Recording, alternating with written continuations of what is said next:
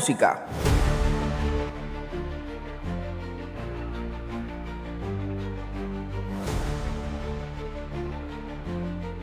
Señores, damas y caballeros, prepárense, porque lo que viene es nivel estelar.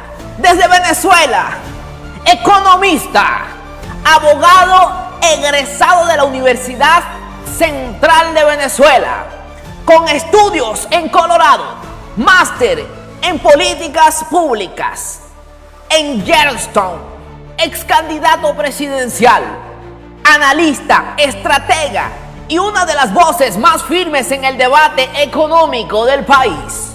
Con ustedes, el indiscutible Pedro Pablo Fernández.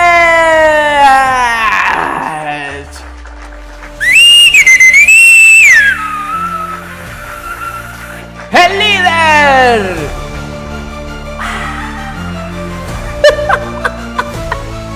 ¿Cómo está?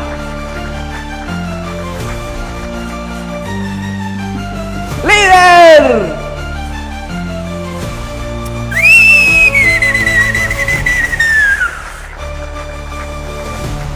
¡Adelante! ¡Avanzar!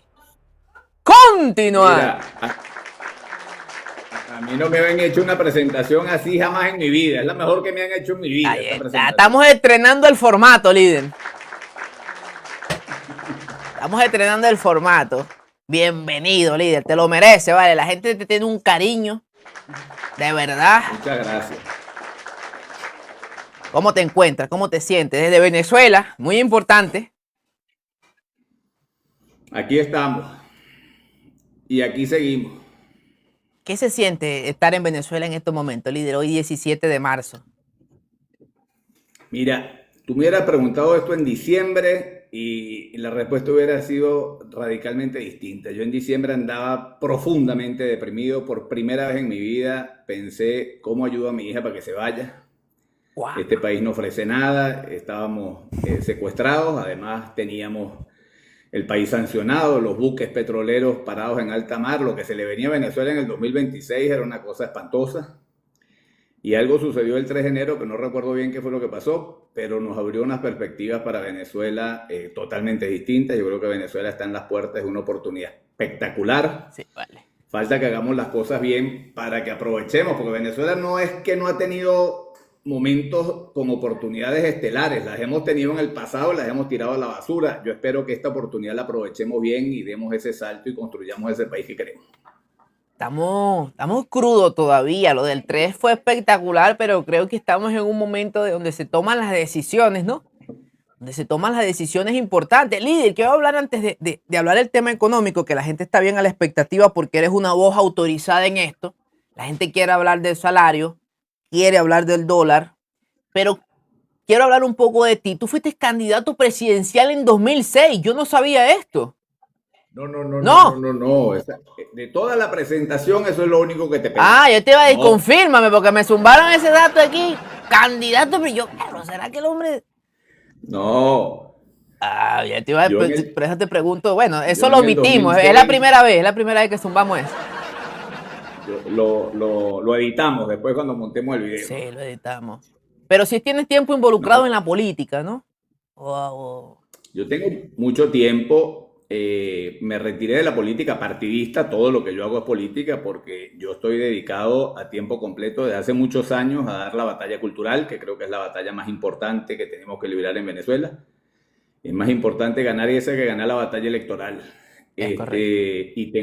Y tengo mucho tiempo en eso. Yo dirijo un centro de políticas públicas que se dedica a estudiar al país, a estudiar los problemas de Venezuela, y reunimos economistas, petroleros, gente de la producción agrícola y pecuaria, gente de la industria, y estamos siempre estudiando y viendo qué cosas se pueden hacer para aprovechar el potencial que tiene el país para generar oportunidades de empleo, bienestar, riqueza, para que el país salga adelante. Hablando de la política partidista, ¿qué nos queda después de 27 años de dictadura a nivel de partidos? No queda nada, queda muy poco. Los partidos, yo soy muy crítico de lo que ha sido el desempeño de los partidos, de todos en general. Eh, no ha habido partidos políticos que trabajen con dedicación y con ahínco por resolver los problemas del país. Ha habido una peleadera entre los partidos, el problema del ego entre los dirigentes, han privilegiado siempre el interés personal o el interés grupal por encima del interés del país. Y creo que están reducidos a su mínima expresión con buenos motivos. Creo que los partidos han dado motivos para tener el nivel de descrédito que tienen hoy. Creo que una de las cosas que le dio pie a que María llegase a donde está es eso, ¿no? Yo recuerdo, yo no olvido, pero yo creo que en la primaria hubo una briga ahí tremenda entre los partidos, entre María y claro, hoy el escenario cambia porque ya estamos en un proceso de transición, pero yo creo que lo que tú dices es importante, ya seas partidista o seas una persona que va por su rumbo, en los egos, líder. Los egos, el currículum a veces de la gente que tiene tiempo en esto dice, no, ¿quiénes son ustedes? ¿Con quién están ustedes? ¿Cuál es su color? Y eso yo creo que en la nueva Venezuela Sí, en la primaria se puso de manifiesto. Yo recuerdo cuando arrancó las primarias, el eslogan, María Corina lo que más repetía era hay que salir del G4 y de la falsa oposición para salir de Maduro, y eso la fue catapultando y la catapultando. catapultó. Terminó ganando con el 94% esa primaria. Por ahí me decían que las maquinarias de los partidos en esa elección iban a ser muy importantes y que María Corina no tenía maquinaria. Yo en ese momento dije, las maquinarias no existen y la estructura más importante que hay en el país va a estar con ella porque es un sentimiento. Al final, bueno, terminó privando su liderazgo de una manera absoluta y clara. Y que esa misma maquinaria con la que contaba supuestamente el PSUV para el 28. Sí, no, el PSUV se ha venido a menos y por razones obvias. Es decir, tú no puedes, han tratado de mantener una estructura con los recursos del Estado, pero cuando la gente está pasando el trabajo que está pasando, aquí estamos, en Venezuela está pasando el trabajo todo el mundo, ellos también. Es decir, la militancia del PSUV está en las mismas circunstancias que está casi el resto del país y bueno, en un nivel de deterioro tan grande es imposible que el gobierno se sostenga, así ponga todos los recursos del Estado a trabajar. No, claro, al final fueron un partido Estado se llama eso, ¿no? Claro, un partido montado desde los recursos del Estado. Una vez que los recursos se van haciendo cada vez menos, el partido se va haciendo cada vez más chiquito. Aparte que yo una vez tuve la oportunidad de debatir con un chavista, yo le pregunté, ¿cómo se financia el PSUV? Y él se quedó así y me dijo, nosotros hacemos rifas. Me lo dijo serio, yo le dije, líder. O sea, todas esas tarimas, los microbuses, no me vengas tú, o sea, ¿qué tantas rifas? Muchas rifas. Me han hecho demasiadas rifas, o sea, pues, podemos levantar el país a punta de rifas si es por eso, si tú me dices eso. Ahora, líder, hablando del tema de levantar el país, que tú eres una de las voces autorizadas, la gente que te sigue e invito a seguirlo, hablas del tema económico porque tú eres economista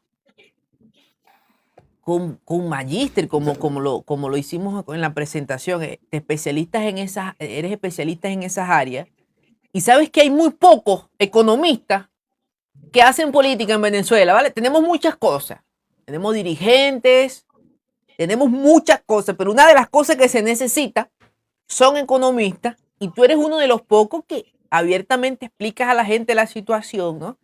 Quiero aprovechar este tiempo contigo de hablar y tocar ese tema, más que el electoral. La economía venezolana, líder, ¿en qué punto estamos?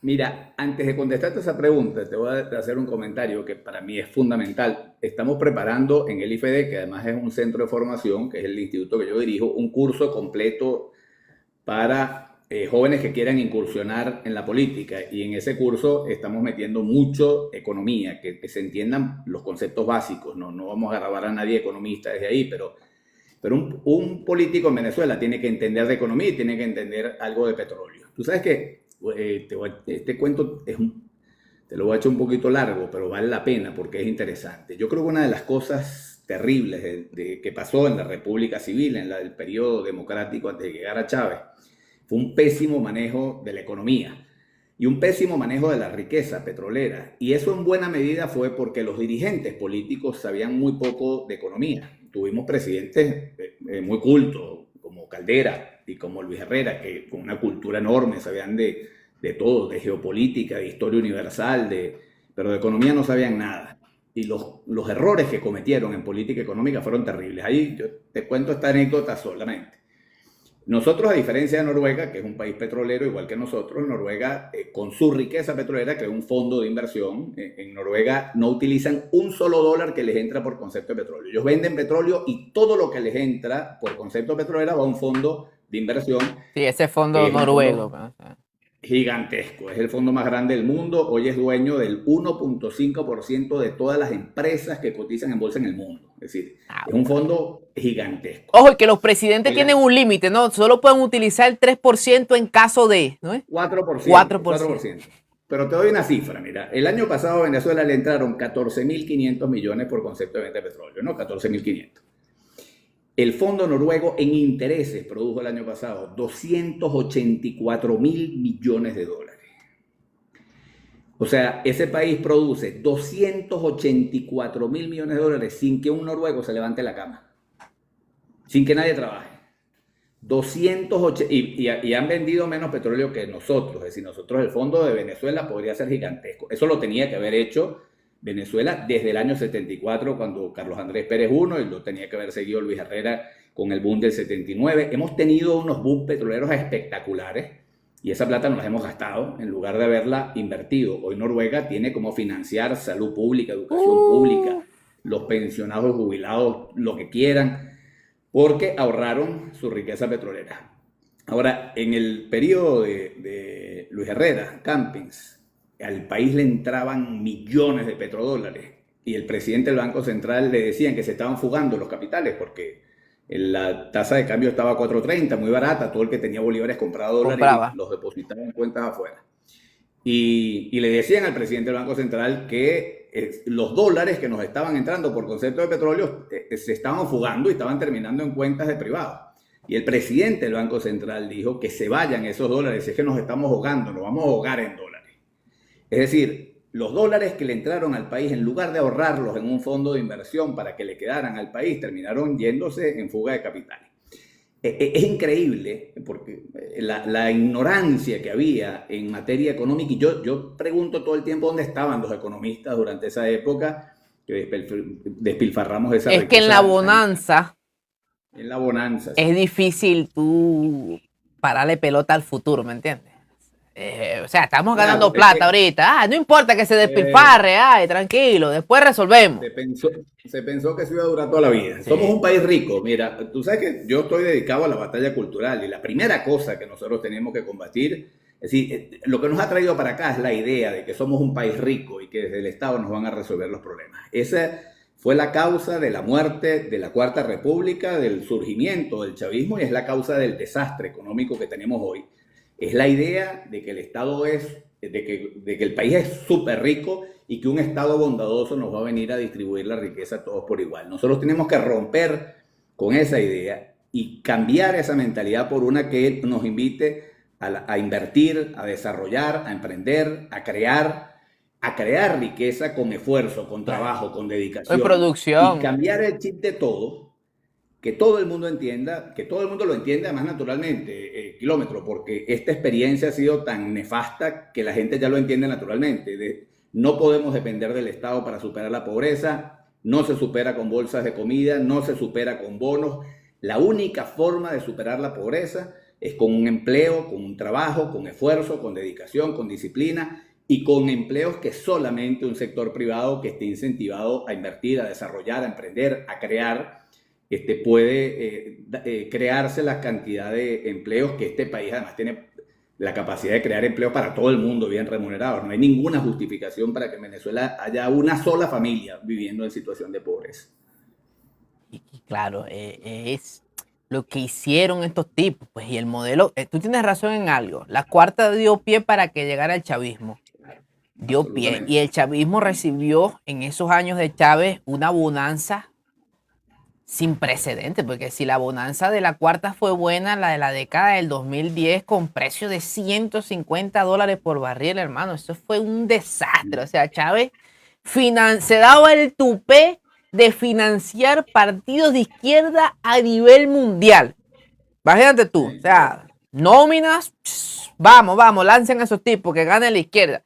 Así estaríamos nosotros de recursos, ¿no? Que cuando se normalizan los precios, 2012, 2013, que el tipo se murió justamente también ahí cuando tenía que rendir cuenta del desastre, se lo llevaron, ¿no? Mira, y lo que pasa kilómetro es esto, ¿no? Uno sube los precios del petróleo y montamos una fiesta. Y nos echamos palos y rumbeamos y nos comemos y bebemos y nos montamos la fiesta del siglo. Y después los precios del petróleo bajan y amanecemos con ratón, que es como uno amanece cuando se pegó esa parranda en tiempos de abundancia. Y lo dice la Sagrada Escritura, habla de las vacas gordas y de las vacas flacas. No nos dedicamos a ahorrar con las vacas gordas, bueno, nos llegaron las vacas flacas y nos habíamos comido todo en lugar de haber... Peor que eso, Pedro, porque el Estado se ensanchó en ese tiempo. Sí, claro. Se volvió un Estado gigante. ¿Me entiendes? Entonces el déficit fiscal, cuando se normalizan los precios del petróleo, lo que te entra en recursos no da para cubrir tus gastos. ¿Y qué pasa? Viene la emisión de dinero inorgánico. Imprime para pagar. Se va a devaluar, no importa, le echamos culpa a la oposición en Estados Unidos. Tú sabes que eso que tú estás describiendo se llama la enfermedad holandesa. Con los tulipanes, ¿no? Exactamente. Explica esa historia. Explícanos esa historia, líder. Yo no lo voy a explicar, explícalo usted, que usted es el experto. Eso se llama en economía la enfermedad holandesa, es la maldición de los recursos, se llama eso. Y se llama enfermedad holandesa porque la sufrió Holanda primero. Holanda era productor de gas, que al igual que el petróleo, los precios fluctúan de manera arbitraria en el mercado internacional. Entonces, te lo explico en el caso de Venezuela. Es la enfermedad que hemos sufrido nosotros a lo largo de este tiempo y me encanta que pueda hablar de esto con la gente que nos está escuchando porque entender esta enfermedad es fundamental. ¿Qué es lo que pasa con un país petrolero como Venezuela? Suben los precios del petróleo y a Venezuela le entran millones de petrodólares a la economía. ¿Qué es lo que pasa cuando entran millones de petrodólares? Lo mismo que pasaría si yo de repente me consigo un mago aquí en Caracas y le digo, lléname de millones de mango todos los supermercados. ¿Qué pasa con el precio del mango? El precio del mango se va para el piso. Es decir, cuando hay abundancia, los precios bajan. Claro. Cuando hay escasez, los precios suben. Cuando al país le entran millones de dólares, se ponen los dólares baraticos. Entonces el gobierno empieza con Cadivi a regalar dólares baraticos. Regala para viajar, regala para la industria, regala para la empresa. Entonces viene un tipo, amigo del gobierno, y le dice, bueno, dame esos dólares baraticos para importar zapatos. Y el tipo trae zapatos. Bueno, yo tengo una fábrica de zapatos. Yo tengo que pagar empleados, tengo que pagar alquiler, tengo que pagar un montón de cosas. A mí me cuesta producir zapatos 100 y los vendo en 130.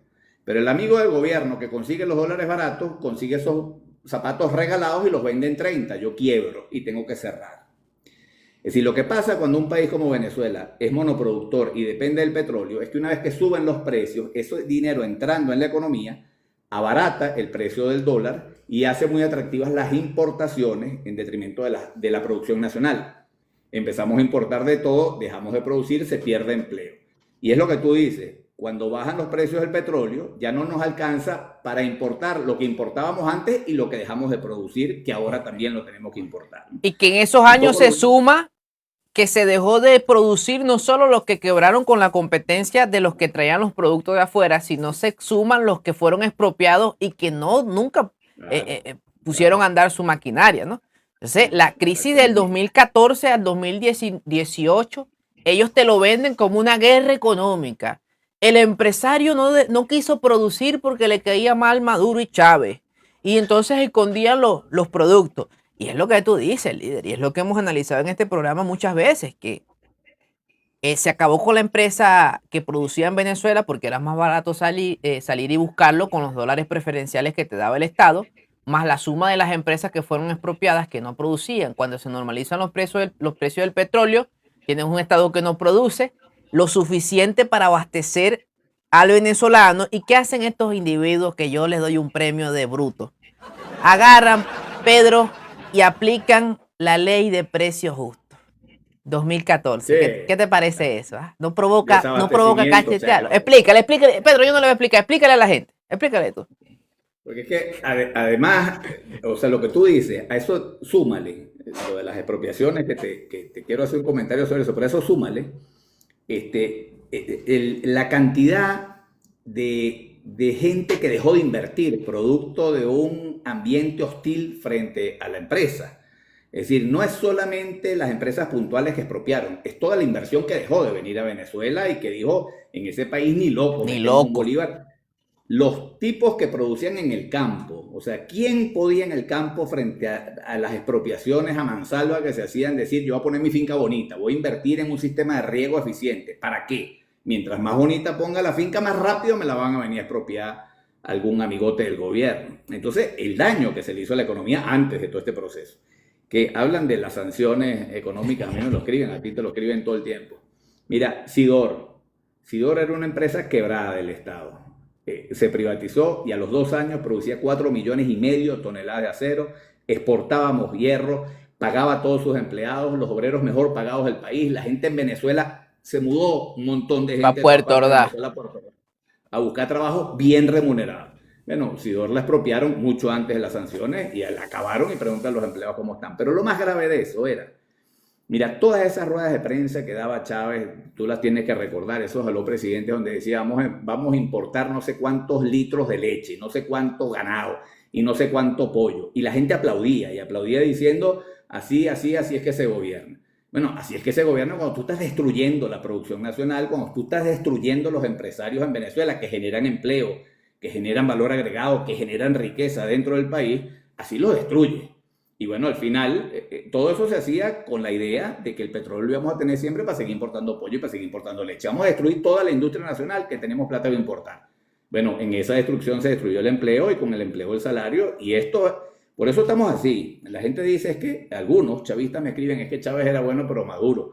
No, no, no. La causa No, de todo lo que estamos pasando se llama Hugo Rafael Chávez Frías. Es el primer ese es el responsable de primer todo. responsable, líder. Y los que le quieran Sí. lavar la cara a ese tipo, hermano, hay que leer un poquito más. Que no solo a nivel económico, líder. Yo pongo el ejemplo y lo puse antier que tuve un invitado chavista, le dije, líder, la jueza Fiuni, en vivo, él a través de la televisión dijo, métanle 30 La años. mandó a de presa, sí. Así, o Sí, sí, sea, sí, sí, eso sí. es algo casi que medieval. O sea, una broma a la Inquisición. Entonces, no solamente fue el sector económico, fue el sector judicial, fue el sector a nivel de Fuerzas Armadas. Claro, la gente siente más el económico y hoy estamos intentando, ¿no? Hablando un poco de la actualidad, eh, no sé cómo argumentarte esto. La gente quiere salarios dignos, ¿no?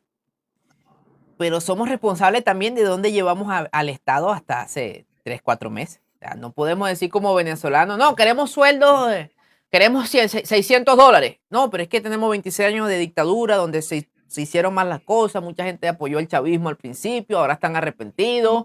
Hay un cúmulo de cosas, ¿no? Que todo deriva en el tema económico, eventualmente.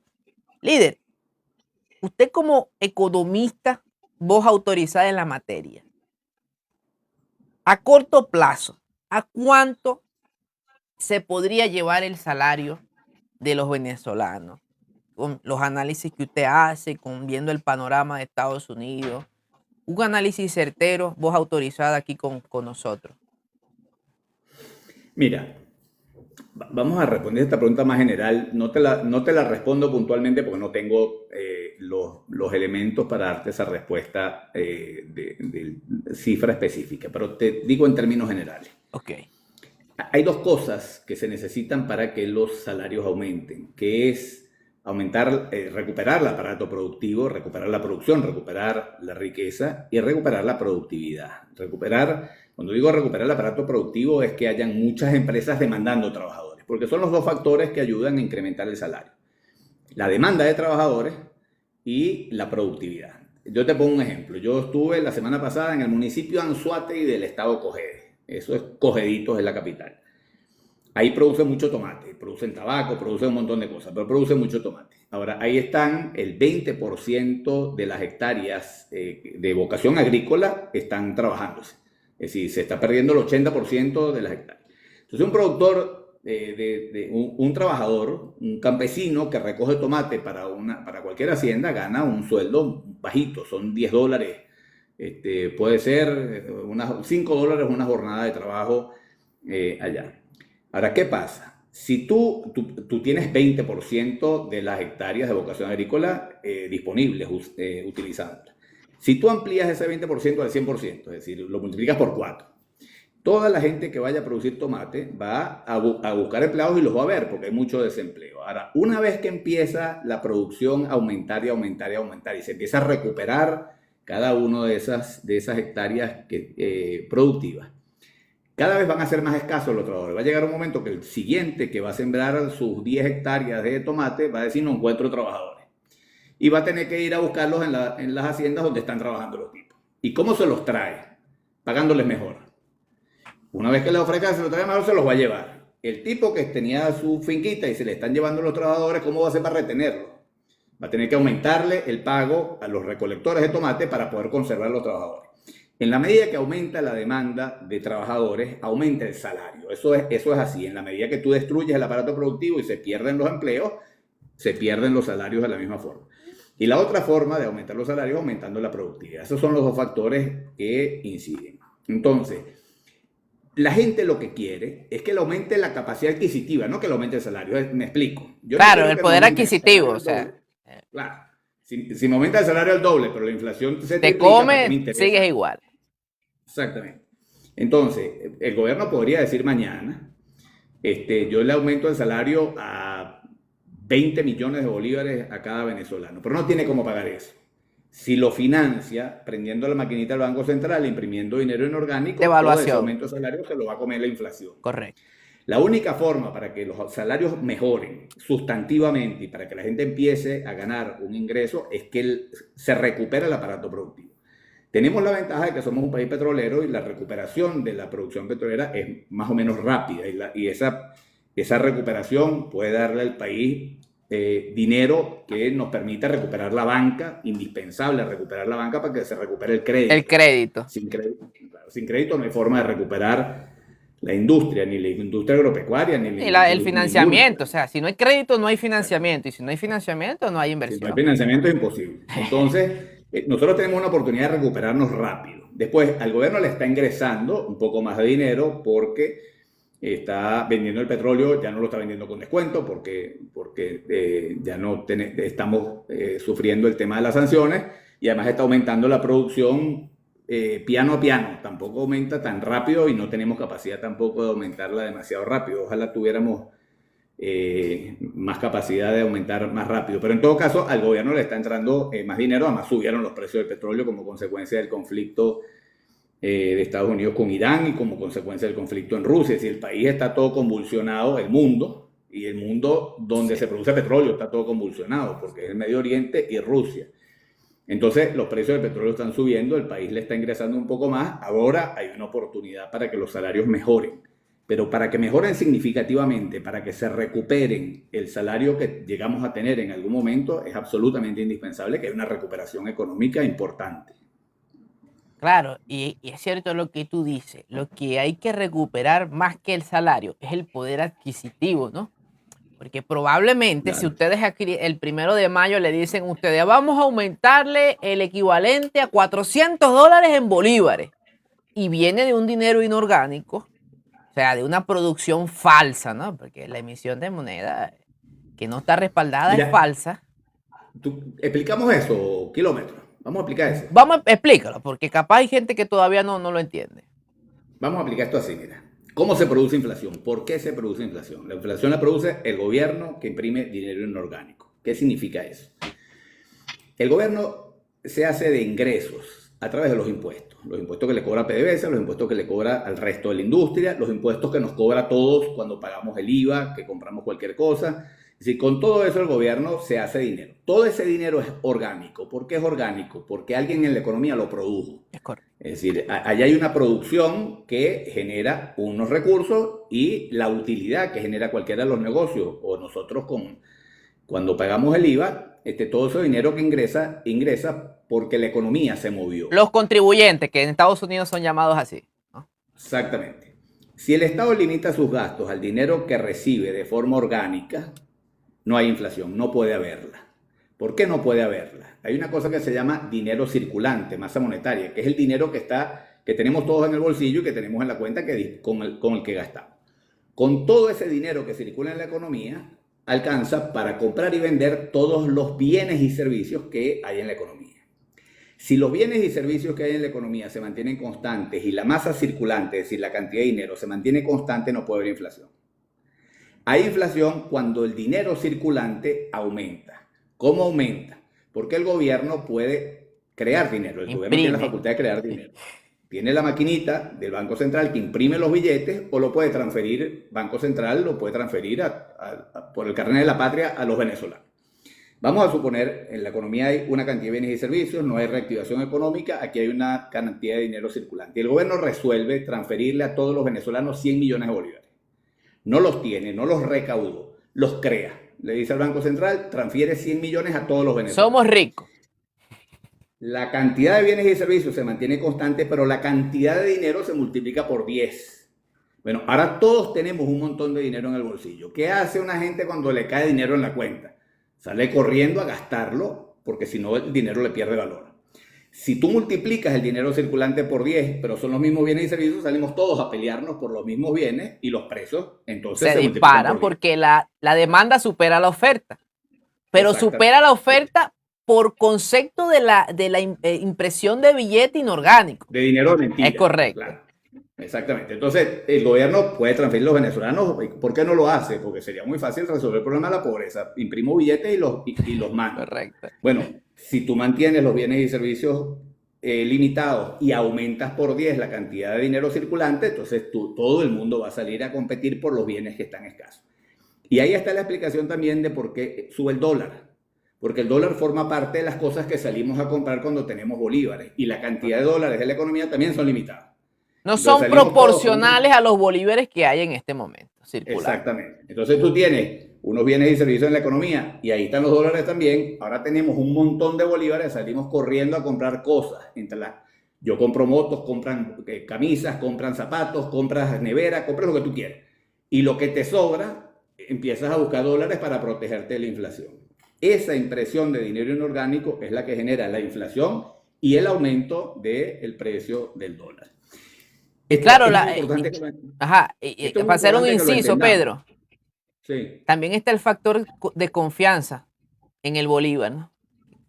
Que parte de los problemas políticos obligan a la gente, a los bolívares, querer cambiarlo en dólares como reserva de valor. Entonces eso se le agrega que al dinero inorgánico que está en circulación le mete la desconfianza que hay en la moneda nacional y te obliga a que el valor del dólar aumente. O sea, es importante darle este inciso. Adelante. Sí, y es así, porque al final, ¿quiénes demandan dólares? Demanda la industria, que necesita materia prima para producir, demandan los importadores de los productos que nosotros consumimos importados, y demandamos los venezolanos que no queremos tener bolívares encima, y cuando el gobierno nos transfiere bolívares de mentira, salimos a comprar dólares para protegernos de la inflación, por lo que tú dices, porque no tenemos confianza en el bolívar. Es correcto. No podemos tener confianza en el bolívar porque sabemos que si esperamos una semana, después no nos compramos ni la mitad de las cosas que nos podíamos comprar. Y es lo que tú comentas, cuando hay desconfianza en la moneda, pues hay más demanda de dólares porque nadie quiere tener bolívares encima. Explicado ese tema del dinero inorgánico que causa la inflación, ¿no? Porque hicimos un inciso para que la gente entienda eso, ¿no? Que hay muchos que están, no sabíamos, buenísimo, o lo sabíamos, pero a lo mejor no lo refrescaron. Muy bien. El tema con el salario parte de allí, líder, la productividad, la producción. Y cuando se habla de esto, hay un eco, hay un fantasma en la sala, que es la dolarización de Venezuela. Mucha gente no entiende, mucha gente no conoce cuáles son los aspectos, más allá de lo legal. Sabemos que hay que cambiar la constitución, tendría que oficializarse como moneda nacional el dólar. Y una de las cosas que yo les explico a la gente, ¿no? Tú lo vas a explicar mejor, es que dolarizar es difícil con estados que tienen déficit fiscal. Porque a diferencia de lo que estamos explicando nosotros, si usted dolariza, usted no puede imprimir como lo hace con el bolívar. No puede haber ese control de usted. No, voy a generar inflación para salir de las deudas, de las responsabilidades del Estado. Entonces, En tu experiencia, Pedro, ¿qué tan viable es dolarizar Venezuela? ¿Cuáles son los impedimentos? ¿Cuáles son los desafíos? ¿Estaría la gente dispuesta a un paquetazo de los buenos para poder dolarizar el país? Porque esa es la otra. Ustedes no creen que van a dolarizar y van a seguir ustedes iguales, ¿no? Hay que reducir el Estado y ahí hay puestos de trabajo de 7 millones de personas. Adelante, líder. Mira, sí, esta es una pregunta que me hacen siempre y se necesita argumentarla bien, porque como tú dices, la gente se hace la idea Ujú. de que, bueno, todo está dolarizado menos mi salario. Si dolarizamos, me dolarizan el salario también y entonces yo voy a pasar a ganar en dólares y voy a pasar a ganar más. No, vas a ganar en dólares, pero no vas a ganar más, vas a ganar lo mismo. Es decir, la dolarización no implica que ahora vas a tener más ingresos de los que tenías. Hay una cosa que hace la dolarización, la cosa buena que tiene la dolarización es que para la inflación. Es correcto. Acabamos de explicar por qué se produce la inflación. Si tú dolarizas, el gobierno ya no puede No imprimir más puede dinero. imprimir. Lo único que puede utilizar el gobierno son los dólares que hay en la economía, que son reales, y el gobierno no tiene la posibilidad de crear dinero inorgánico. Es Eso correcto. frena la La inflación, inflación. cosa que es muy buena. Porque la inflación hace mucho daño, nos hace mucho daño a todos, le hace mucho daño a la empresa, a la industria. Un comerciante se le hace muy difícil vender sus productos, determinar el precio, porque no sabe el costo, cuál va a ser el costo de reposición después de sus productos. Entonces tenemos un problema siempre, y lo vivimos nosotros aquí en Venezuela, cuando vamos a comprar, hay un precio en bolívares, un precio en dólares, y te cambian los precios en bolívar y dólar, porque realmente es muy difícil para la industria. Y por lo general, la industria, para cuidarse, para no quebrar, trata de anticipar el peor escenario y termina cobrándote más al consumidor de lo que te cobraría si tuviéramos una economía normal, sin Claro, inflación, para ¿no? protegerse, ¿no? Claro, y se pelan y terminan quebrando y se Y pierden listo. los Se empleos pierde. de Y es esa peor industria, de esa todavía. fábrica. Es terriblemente dañino para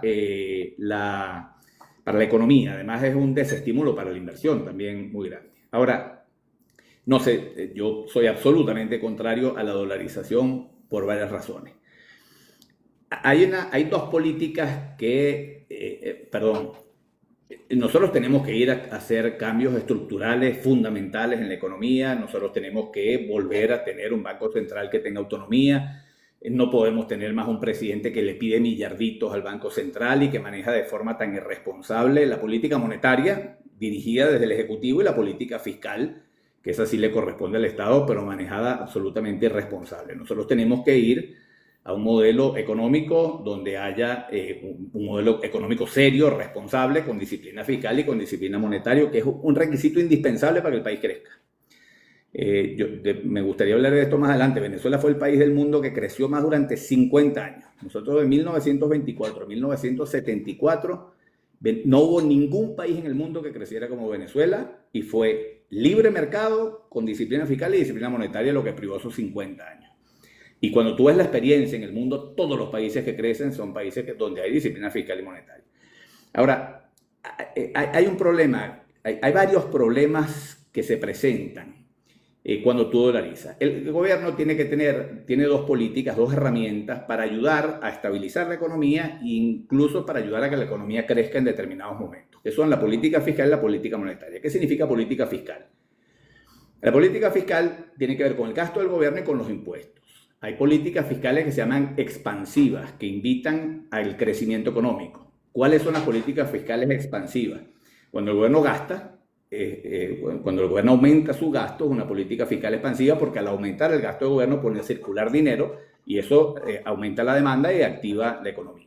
Y cuando disminuye los impuestos. Cuando disminuyen los impuestos hay más inversión, los empresarios y las personas tienen más dinero para gastar en otras cosas, pues no tienen que pagar al gobierno. Esas son las dos políticas expansivas. Y después están las políticas monetarias, que tienen que ver con el Banco Central, y las políticas monetarias tienen que ver sobre todo con la tasa de interés y con la oferta de dinero. La tasa de interés, a más baja tasa de interés, tú estimulas mayor inversión y activas la economía. Esas son políticas expansivas. Subes las tasas de interés y tienes políticas restrictivas. Entonces, el gobierno utiliza esas dos políticas, todos los gobiernos del mundo, dependiendo de los ciclos económicos. Es decir, la economía no siempre está creciendo, hay momentos donde la economía crece y momentos donde la economía entra en recesión. Cuando las economías entran en recesión, los países todos, Estados Unidos, los países asiáticos, Europa, Cuando los países entran en recesión, aplican políticas expansivas. Bajan las tasas de interés, aumentan el gasto público, disminuyen los impuestos, todo esto para que la economía se reactive. Cuando tú tienes una economía dolarizada, pierdes esa posibilidad. Entonces, ¿qué es lo que te pasa? Que tu ciclo económico puede ser contrario al ciclo económico de Estados Unidos. Estados Unidos puede, por ejemplo, te pongo este caso, los precios del petróleo bajan, la economía de Estados Unidos se sobrecalienta, es decir, hay mucha inversión, pleno empleo, empieza a generarse un problema de inflación y en Estados Unidos quieren enfriar un poquito su economía. ¿Cómo hacen para enfriar su economía? Suben las tasas de interés. Claro, bueno, pero quiero hacer un inciso. Allá están los poderes, por lo menos Trump siendo Trump, le besa la mano al presidente de la FED. Yo sé, sí. A donde tú estás llegando a un punto que nosotros ni siquiera la institución en Venezuela... Es decir, tú estás haciendo referencia a una cosa importantísima. Obvio, el Federal Reserve en Estados Unidos no le para ni medio a Trump. Ni medio, o sea, Trump le besa la mano. Eso aquí en un país presidencialista como Venezuela sería una barrera que habría que...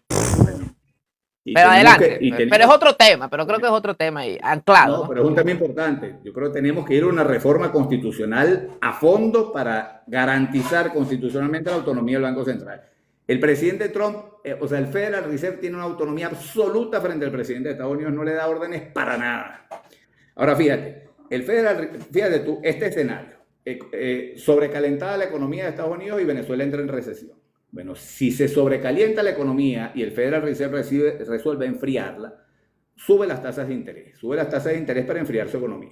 Sube las tasas de interés del Federal Reserve y sube las tasas de interés en Venezuela. Pero están subiendo las tasas de interés de Venezuela en recesión. Cuando Venezuela necesita inversión, nosotros vamos a tener el problema de que la política... Claro, a destiempo. Claro, el Federal Reserve va contra el ciclo económico nuestro. Bueno, eso no te voy a echar cuento largo, pero esto puede generar un desastre completo en la economía venezolana. Entonces, la dolarización es muy complicada. Ecuador ha tenido una experiencia y El Salvador dolarizando y han tenido miles de problemas que han tenido que enfrentar de distintas formas. Ecuador, por cierto, se parece a la experiencia de Venezuela porque también es un país petrolero, no como nosotros, pero no tan dependiente. Pero es un país petrolero y la sufre mucho, porque eso se llama ciclos económicos asíncronos. Y es que no están sincronizados los ciclos económicos. Y nos va a pasar 1000 veces que el ciclo económico nuestro no va a estar alineado con los Estados Unidos. Obvio. Y hay un detalle más que es importantísimo y es que una experiencia que han utilizado todos los países asiáticos, los tigres asiáticos, lo utiliza China, lo está utilizando Vietnam ahorita. Yo les conté ahorita de la enfermedad holandesa que se produce porque nos entra un montón de dólares y el dólar se deprecia frente al bolívar. Cuando el dólar se pone barato frente al bolívar, dijimos que se estimulan importaciones en detrimento de la industria nacional. Se destruye la industria nacional y se empieza a importar de todo. Bueno, la estrategia de los tigres asiáticos, Corea del Sur lo aplicó muchísimo, China, Japón. ¿Impuestos a las exportaciones para proteger la industria nacional o qué? No, es mantener la moneda depreciada en relación con el dólar. Es decir, lo contrario de aquí. Yo mantengo mi moneda depreciada en relación con el dólar para que sea más barato producir en mi país que producir afuera. Me explico. O sea, lo explicamos ahorita con el tema de... Claro, pero sería emisión inorgánica controlada para que esté por debajo de la divisa. No, lo que hace Japón y lo que hace China sobre todo, es que China compra dólares. Ajá. El gobierno chino compra dólares. Los bonos. Y los pone en reserva. Ajá, los bonos del tesoro, ok. Claro, China tiene un montón de bonos del tesoro de Estados Unidos, no porque Estados Unidos se quiere endeudar, sino porque China utiliza esos bonos, compra dólares para que haya menos dólares en la economía y la moneda y se aprecie el dólar en relación con el yuan. Pero en China. ¿Me explico? En China. O sea, los chinos lo que hacen es sacar dólares de la economía para que el dólar se aprecie. El dólar apreciado hace que las inversiones en China sean más baratas y sea más atractivo invertir para exportar que importar. Es decir, lo que hace eso es que encarece las importaciones, cosa que a nosotros nos afecta un poco, pero es preferible que nosotros encarezcamos un poquito las importaciones pero eso es un estímulo para que se desarrolle la industria nacional. Si tú dolarizas, tú pones a la empresa venezolana a competir con la gringa, con la alemana y Claro, con no el tienen resto de América cómo. Latina, Bueno, pero con en igualdad de aranceles, condiciones. pero con aranceles se pudiese equilibrar, líder. Coño, los aranceles son más perjudiciales que convenientes. Los aranceles, y en eso creo que Trump está utilizando eso como una política más geopolítica Para equilibrar la industria nacional contra la competencia no, extranjera. pero lo utiliza más como una geopolítica con objetivos geopolíticos que con objetivos económicos, porque, bueno, a mí me parece que los aranceles son un desastre, pero eso es un tema de Claro, otra índole. y claro, si tú crees en el libre mercado, va en contra, ¿no? De tus principios. Absolutamente, absolutamente. No, yo creo que esa política es muy negativa. Lo que pasa es que él la está utilizando para lograr cosas, objetivos muy concretos. Él está utilizando eso como una amenaza, más que como una política económica.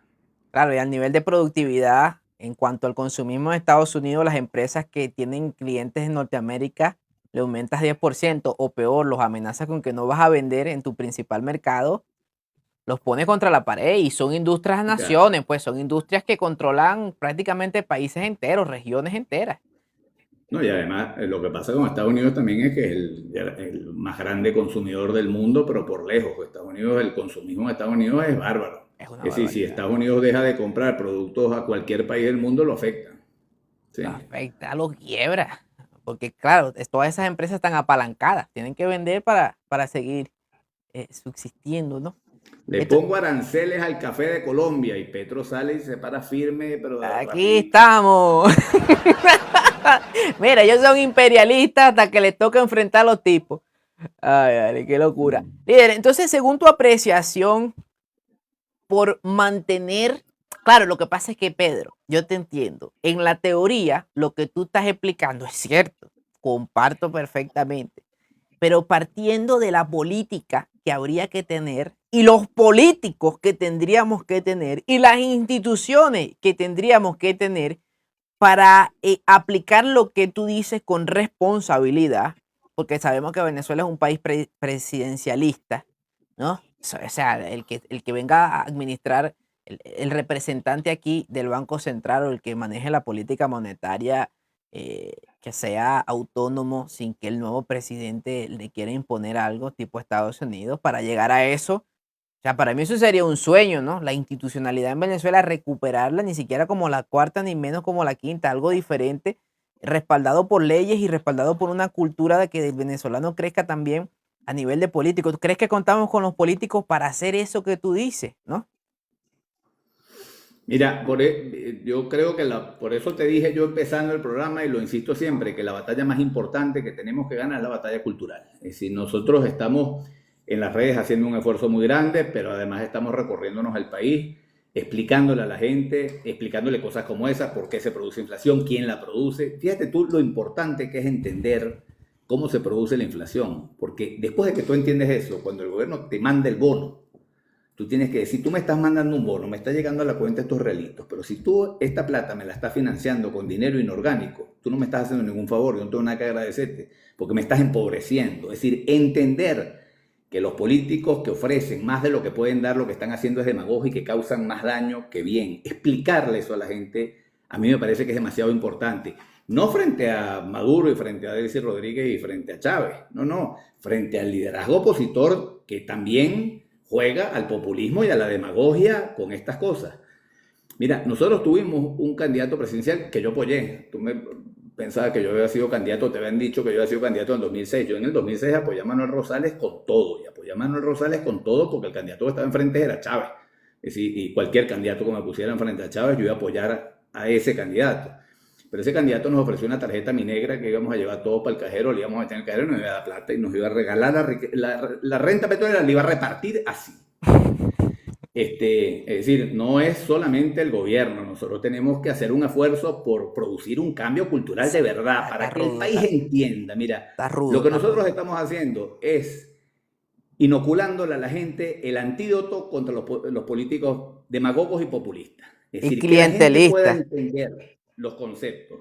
Así como nos vacunamos, cuando uno se vacuna de la viruela, del sarampión, del COVID, lo que te hacen es meterte una dosis pequeña controlada de la enfermedad para que tu organismo genere anticuerpos. Bueno, nosotros queremos generar a la gente anticuerpos frente a los políticos demagogos que ofrecen lo que no pueden cumplir.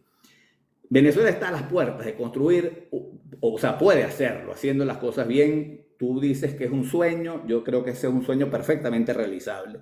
Que nosotros hagamos las cosas bien, porque el país tiene todo, para crecer más que ningún país en el mundo, kilómetro, en los próximos 20 años.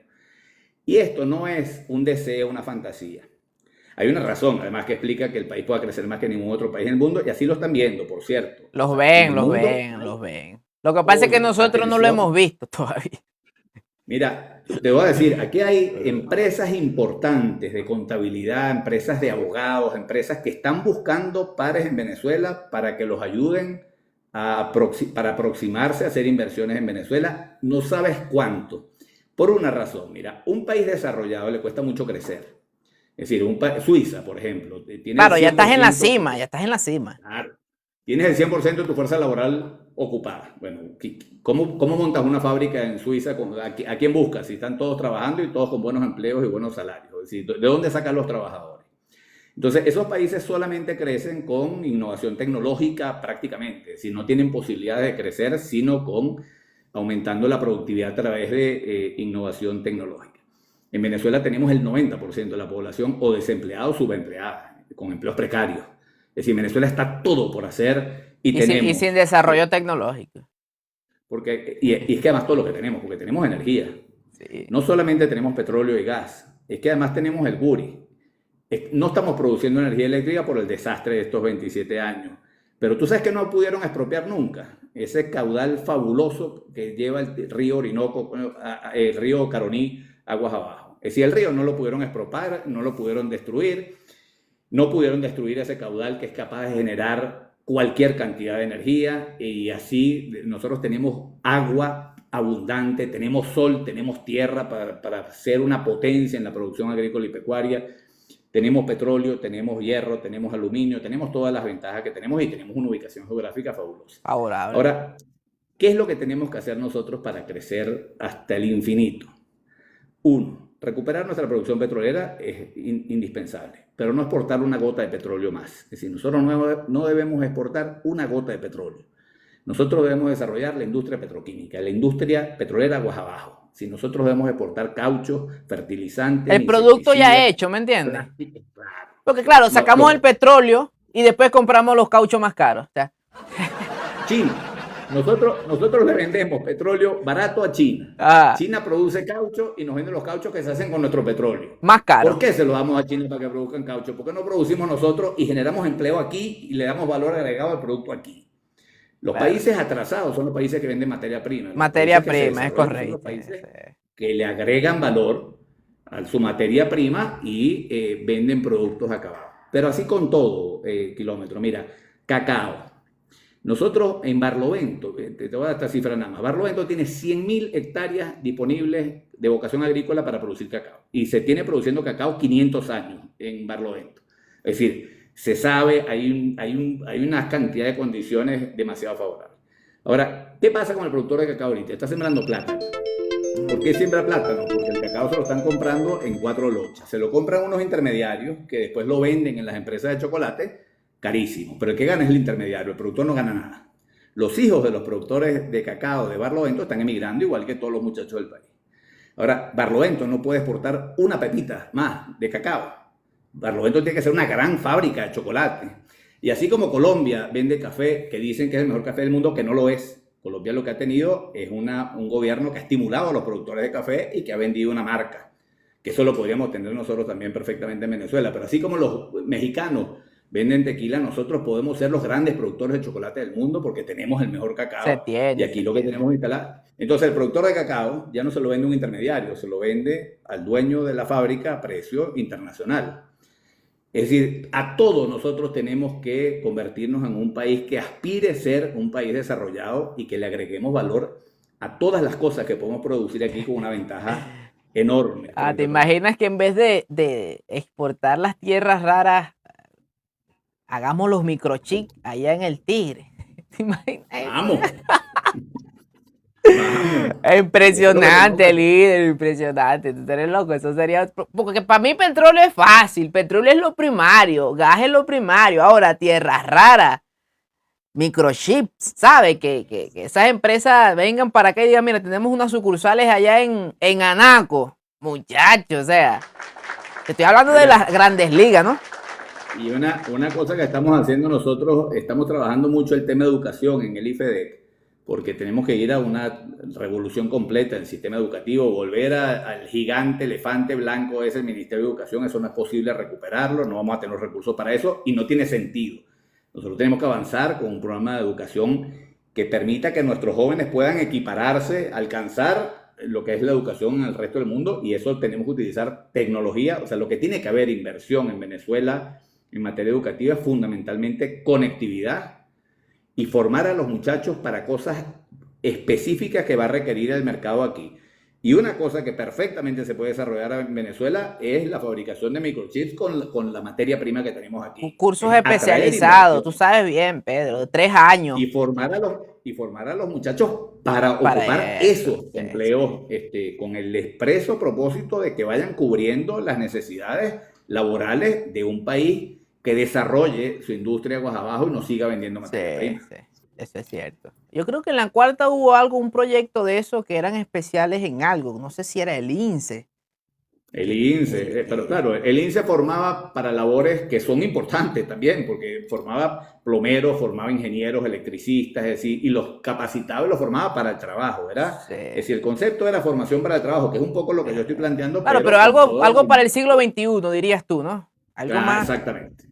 especializado, ¿no? Y también el tiempo. Yo siento que 5 años es demasiado ahorita para el nivel que vamos a requerir en Venezuela. Yo creo que tú le metes a esos tipos 3 años lo mismo que en 5. Porque hay mucha materia de Claro, relleno, Pedro, vamos a estar claros. claro, Hay claro. mucha broma de... Mira, te quiero comentar esto. Yo estuve ahorita en San Cristóbal y en la ULA de la sede de San Cristóbal, en la ULA, sí, hay ingeniería de petróleo. Se están graduando 27 chamos, 27 chamitos. Esto te lo digo para que la gente que nos está escuchando se anime, coño. Yo quiero que la gente recupere su cariño por Venezuela, su amor por Venezuela y la esperanza de que vamos a construir, a pesar de que no va a ser rápido y que sé que la situación es muy precaria, pero lo que estamos es caminando en la dirección correcta. 27 chamitos se están graduando. Entonces, las autoridades de la universidad le dijeron a los jóvenes que habían unas empresas petroleras que estaban buscando los mejores estudiantes que se estaban graduando en la promoción. Entonces les pidieron que se anotaran en una lista empresas petroleras que están buscando chamos graduados de ingenieros con especialización, con las materias que cursaron para ser ingenieros especializados en petróleo. Y se anotaron los 27 chamos, pero les habían dicho que era para los mejores. Los 27 están contratados. Y no se han graduado, todavía no les han entregado el título, están contratados los 27. Si lo que se viene para Venezuela es una maravilla. Ahora, Venezuela no ha sido, es decir, falta de oportunidades no han habido nunca en este país. Hemos tenido oportunidades de sobra Muchas. y las hemos desperdiciado. Por eso es tan importante ganar la batalla cultural. La estamos ganando.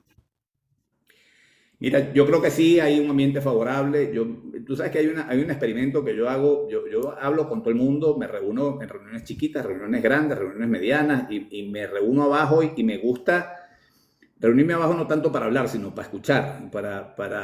Y me he reunido, pero en todos los rincones de Venezuela. Y hay una cosa que yo busco en la conversación siempre, que es hablar de las cajas, de la bolsa CLAP y de los bonos y de esas cosas. Y lo sugiero como tema de conversación es profeso. Si siempre lo meto en algún momento para ver la reacción de la gente. No pasa un segundo. Yo nombro la bolsa de comida y uno reacciona inmediatamente y dice, yo no quiero que a mí me regalen comida, yo no quiero que me regalen bonos, yo no quiero que el gobierno me dé nada. Yo lo único que quiero es un trabajo que me permita ganarme la vida y mantener a mi familia con mi propio esfuerzo. Me lo dicen kilómetros y brincan todos a secundar al que Es habló y verdad. decir, eso. Y empiezan todos y se alborota la reunión. Cada vez que yo nombro la bolsita de comida, se alebresta toda la reunión en favor de lo que nosotros estamos planteando en la batalla cultural, que es que la única forma de superar la pobreza es con trabajo. Y la gente está dispuesta. Este país es un país trabajador. Eso es mentira que esto es un país de flojo. No, es un país Es trabajador. mentira que el gobierno nos malacostumbró. La gente responde incentivos. Si el gobierno te dice, yo te voy a regalar todo, tú dices, regálame. O sea, ¿alguna vez a ti te han regalado algo, kilómetro, y tú has dicho, no, no me regales eso? Viene un tipo y te dice, coño, kilómetro, te voy a regalar este apartamentico, regálamelo, chévere. Bueno, Es yo decir, he rechazado porque después sé que me lo van a sacar. después te lo van a cobrar. Sí. Después te lo van a cobrar. Yo prefiero. Pero bueno, es No, un pero a problema de nivel de Estado yo te incentivo. entiendo. A nivel de Estado, bueno, el Estado está dando esto, agarremos, pues. ¿Me entiendes? Ahora, con los incentivos adecuados, esta es una gente que trabaja. Tú te vas para el campo y la gente se para a las 4 de la mañana a recoger tomate, a recoger su cosecha y te metes aquí en Petare. Yo tengo Petare aquí enfrente. La gente de Caucahuita, Mariche, La Dolorita, ¿qué horas se levantan para llegar a su trabajo? Es decir, se levantan a las 5, 4 y media de la mañana, sale la gente a trabajar. En ninguna parte del mundo la gente se levanta tan temprano como los venezolanos. Y te digo una cosa, la semana pasada yo entrevisté a una señora que también me sentí bien sensible con ese tema. Tenía 5 años trabajando de profesora sin recibir sueldo. Y ella se subió al live exigiendo que no es que le reconozcan los 5 años, sino que para el mes que venga la metan en nómina. No, Imagínate tú, los líder. maestros, mira, lo que tú ves en las escuelas de este país y en las universidades. Estuve en la casa del profesor, que es una casa que se hicieron los profesores de universitarios del Táchira. Hicieron la casa del profesor, que es para profesores universitarios. Me contaban los profesores que cuando llegaba el bono de diciembre, los concesionarios de vehículos llevaban todos los carros para la casa del profesor. No es una casa, es un club que tiene piscina, tiene de todo, que se hizo hace 20 años cuando se podía. Y lo hicieron los profesores. Pusieron todos, hicieron su club para los profesores. Y se iban todos los concesionarios, porque todos los profesores con el bono de diciembre de vacaciones pagaban la inicial del carro y salían todos con carro. Los profesores. Esa es la Venezuela que tuvimos. No, y lo que hacen los profesores, mira, esos profesores que me llevaron para esa casa, me sacaron de la universidad, me invitaron para la universidad, estuvimos ahí y de la universidad fuimos a ver la casa. No cobran nada, kilómetros, dan clase por pura vocación, porque quieren enseñar, porque se resisten a que los jóvenes no tengan opciones de estudiar. Los maestros, es que te digo, la gente que denigra al venezolano y dice, no, que el venezolano es flojo, que el venezolano es sinvergüenza, que no tienen idea de nada. No. El venezolano que recibe una bolsa de comida en la situación de precariedad laboral que hay hoy, ¿le vas a echar la culpa de qué? Recibe su bolsa de comida y la recibe. Y a veces lo chantajean, sí, a veces lo chantajean, pero ¿cómo podemos juzgar nosotros a una familia que no solamente es que no tiene que comer, sino que además no tiene opciones laborales porque el gobierno destruyó el aparato productivo? Juegan Si con la nosotros necesidad, juegan con la necesidad de la gente. Y nosotros debemos dejar de juzgarnos a los venezolanos peyorativamente y negativamente, porque la verdad es que somos un pueblo maravilloso. Líder, agradecido por tu participación, de verdad. Hay muchos temas que podemos ir abordando, ¿eh? Cada 15 días te puedes venir para acá y abordamos la situación. Abordamos las situaciones. Creo que quedaron muchas cosas por hablar, pero ya se nos fue la hora del programa. Líder, déjame cerrar con una oración. Dame una conclusión antes de la oración. ¿Qué le dices a Venezuela hoy? Mira, que tengan mucha fe, que tengan mucha esperanza y además que cada uno de nosotros le aporte nuestra mejor versión al país. Si cada uno de nosotros trata de construir su mejor versión, y su mejor versión es dedicarnos a hacer las cosas que podemos hacer lo mejor posible, estudiar, trabajar, esforzarnos, ser mejores, ser más honestos. El país necesita de los venezolanos nuestra mejor versión y todos juntos vamos a construir la mejor versión de Venezuela. Amén, líder, amén, amén, amén. Amén. De verdad que sí. Déjame orar por ti, Pedro. Señor, te damos gracias, Padre, por esta entrevista. Gracias por la gente que se conectó. Gracias por Pedro. Bendice su vida. Todos esos proyectos que tiene en mente. Sigue utilizando, Dios, para esta nueva Venezuela que se está levantando, que queremos ser parte todos de prosperidad, de abundancia, de estabilidad. Señor, confiamos que eso se va a dar y que esta transición se va a dar en paz y vamos a llegar a ese nivel, Dios. Te pedimos por los presos políticos que aún quedan para que puedan ser liberados, Señor, y por la gente allá en Cumaná que está sin agua. En el nombre de Jesús. Amén. Líder, agradecido con tu tiempo. Amén. Un abrazo, kilómetro, y saludos a todos los que nos escucharon. Nos vemos, Dios me lo bendiga. Nos vemos en Venezuela, líder, pronto. Pronto. ¿De dónde que eres tú? De Caracas. Mi madre es de Cumaná y mi papá es caraqueño de La Pastora. Nació mi papá y vivió cuando era chiquito. Nos vemos en Caracas. Entonces, cuando vaya para Caracas, ya sé a dónde voy a llegar ya. Seguro. Aquí tienes donde quedarte. Ahí está, Dios líder, me lo bendiga. bendiciones.